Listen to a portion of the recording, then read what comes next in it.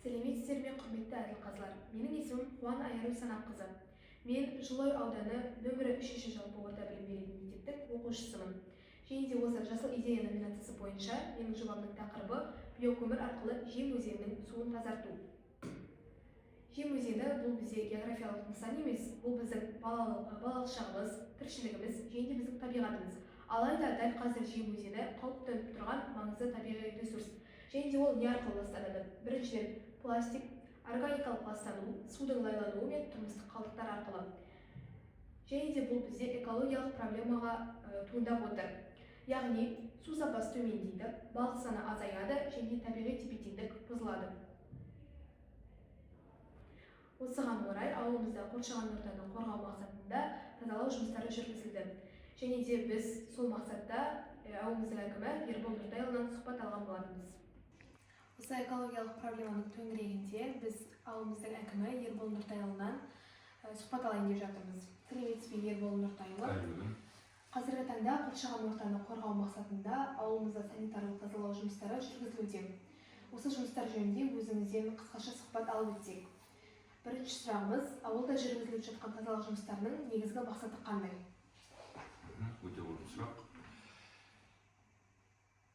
Қазір енді республика көлемінде таза Қазақстан акциясы, экологиялық акциясы жұмыс атқарылуда. Өздеріңіз білесіздер. Сол себепті біздер осы аудан төңірегінде компанияларға ұсыныс тастағанбыз.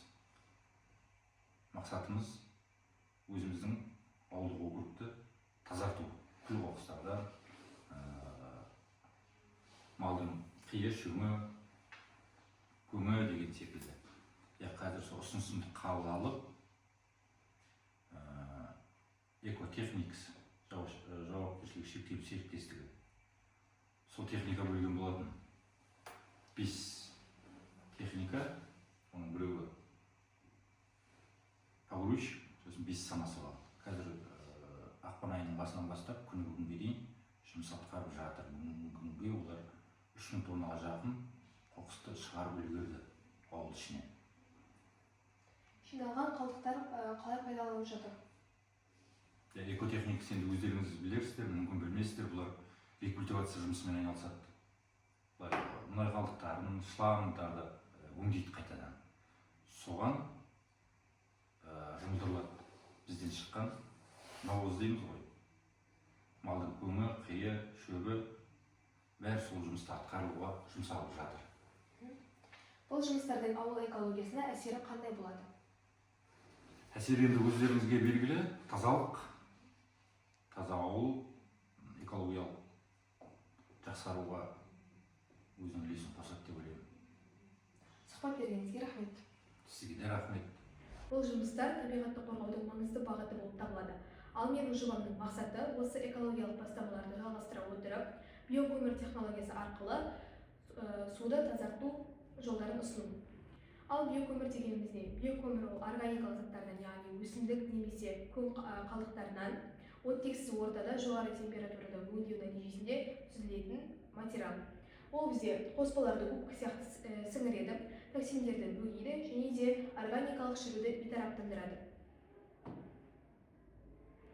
Қалдықсыз өндіріс технологиясын қолдануда мен сіздерге пиролиз процесін ұсына аламын.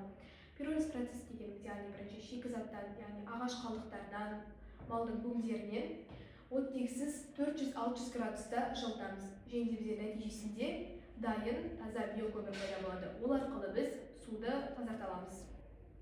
Осы дайын болған биокөмірден біз қымбат емес, тиімді және қолжетімді сүзу жүйесін құрай аламыз. Осы сүзгін модулін мен сіздерге үй жағдайында қалай дайындау керектігін көрсететін боламын. Сүзгіні дайындау үшін ең алдымен бөтелкені екіге бөліп, қақпағын қиып аламыз да бөтелкенің бір бөлігіне төңкеріп қоямыз. Осыдан кейін сүзгі ретінде марлені орнатамыз. Алынған биокөмірді жақсылап езіп аламыз. Осыдан соң оны ұнтақ күйінде мәрілінің үстіне саламыз. Осыдан кейін ұсақ тастар мен топырақты орнатып, үстінен лай суымызды құямыз. Нәтижесінде біздің лай суымыз сүзгіден өтіп, тазаратын болады. Алдарыңызда көрген бейне материалдан бізде осы тәжірибе нәтижелері мынандай болды.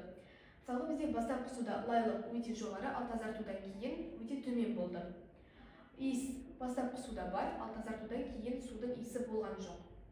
Бастапқы суда бізде түсі қоңыр болды, ал тазартудан кейін мөлдір болды.